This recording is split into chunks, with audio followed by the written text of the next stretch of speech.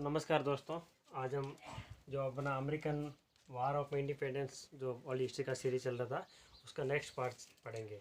पिछले में हम पढ़ा था कि क्या क्या कारण थे।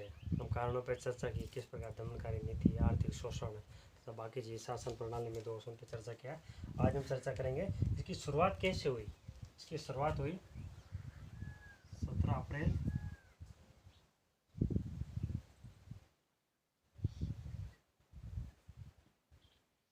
1946। इसमें क्या है, जो उपनिवेशियों के पास जो सैनिक सामग्री है, जो लैक्सिंगटन गांव था उसमें उपनिवेशियों के पास जो सैनिक सामग्री थी उस पर कब्जा करने के लिए जब गवर्नमेंट ने वहाँ पे सैनिक भेजी तो वहाँ पे झड़पें हो गई।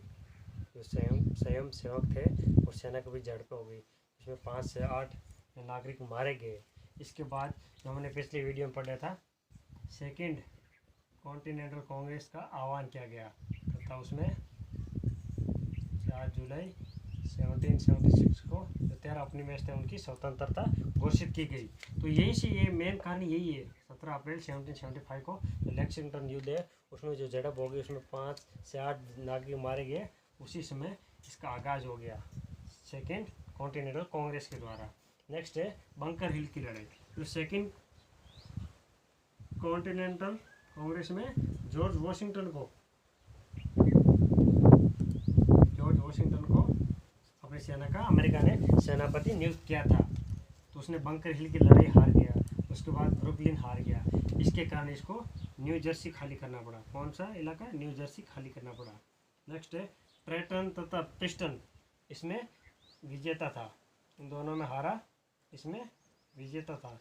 नेक्स्ट हुआ 1777 में फिलाडेल्फिया, इसमें भी जॉर्ज वॉशिंगटन हारा था। नेक्स्ट है जो सरगोटा का है उसमें जीता था। इसको युद्ध को एक बार क्रम वाइज याद कर लीजिए कौन कौन सी घटना हुई। नेक्स्ट है 1778 में 1778 में 3 शक्तियाँ आई यूरोप से। एक था फ्रांस, दूसरा था स्पेन, तीसरा था हॉलैंड, जो कि उस जमाने में इंग्लैंड का शत्रु था। जो 1756 से 1763 तक जो सप्तवर्षीय वार हुआ वो भी फ्रांस और इंग्लैंड के बीच हुआ, जिसमें फ्रांस को कनाडा से हाथ धोना पड़ा। उसका भी एक महत्व था अमेरिका का स्वतंत्रता संग्राम स्टार्ट होने में। नेक्स्ट है यॉर्कटाउन की लड़ाई, इसमें निर्णायक विजय हुई। तो कार्नवालिस जो अंग्रेज सेनापति था उसको आत्मसमर्पण के लिए मजबूर किया गया। किसने किया? जॉर्ज वॉशिंगटन ने। इसके युद्ध के बाद 3 सितंबर 1783 में पेरिस की संधि हुई। कौन सी संधि? पेरिस की संधि। इसके कारण इसकी स्वतंत्रता की पुष्टि हो गई थी। पेरिस की संधि कब हुई थी? 3 सितंबर 1783 में। इसमें क्या क्या प्रावधान थे? इसमें प्रावधान थे 13 उपनिवेशों को स्वतंत्रता की घोषणा की पुष्टि कर दी गई। मतलब 13 उपनिवेश थे, न्यू हैम्पशायर, मैसाचुसेट्स, अपना Rhode Island, Connecticut, new Jersey, New York, मेरी आइलैंड, पेलेवेनेशिया, उत्तरी कैरोलिना, दक्षिणी कैरोलिना, वर्जीनिया, डेलावेयर तथा जो जॉर्जिया थे इनको स्वतंत्र घोषित कर दिया गया।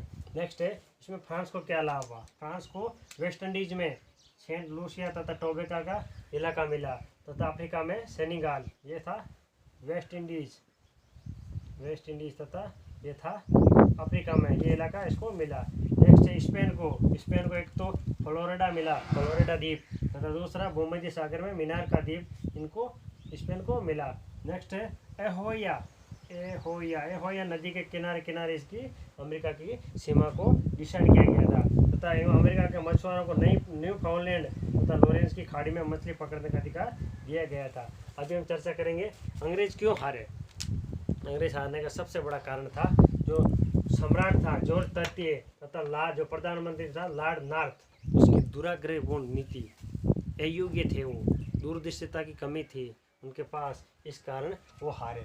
और भी बहुत कारण थे। युद्ध स्थल से दूरी तो 3000 मील की दूरी थी और जो युद्ध क्षेत्र भी था वो 1000 मील में फैला हुआ था।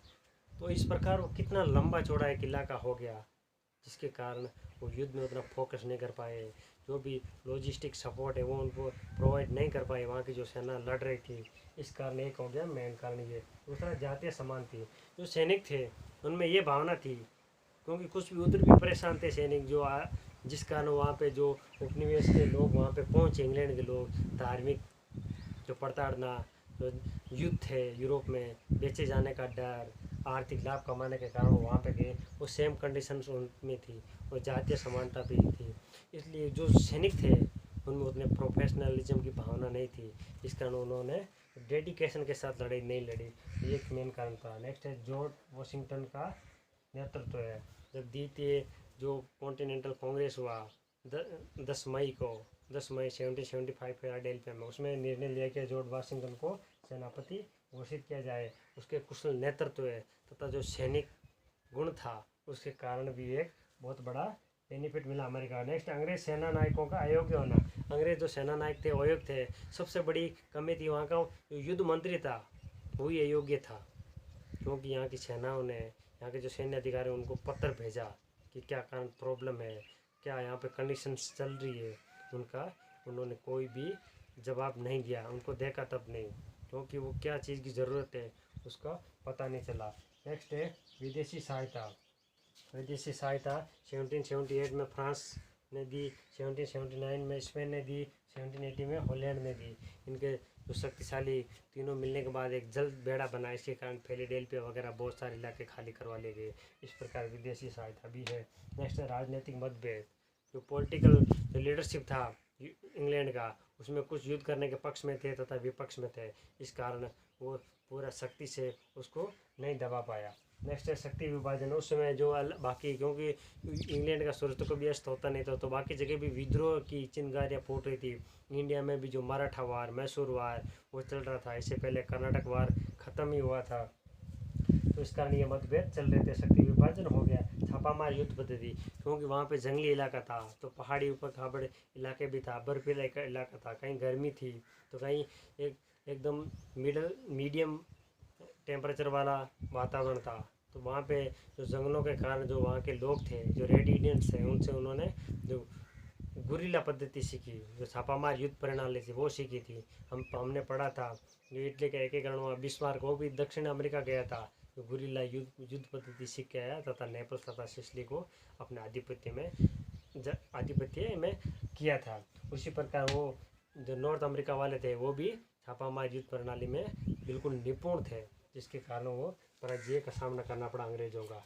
इस प्रकार नेक्स्ट वीडियो में हम चर्चा करेंगे इसका क्या इफेक्ट पड़ा, जो पूरे वर्ल्ड का पॉलिटिकल एटमॉस्फेयर है वो किस प्रकार इसके कारण इफेक्ट हुआ, फ्रांस में क्या प्रभाव पड़े, अमेरिका में क्या प्रभाव पड़े, किस प्रकार जो डेमोक्रेटिक है, जो संविधान की भावना है, उदारवाद की भावना है, जो फंडामेंटल राइट्स का जो कंसेप्ट निकला वो किस प्रकार है विश्व में फैला, उसके बारे में हम चर्चा करेंगे।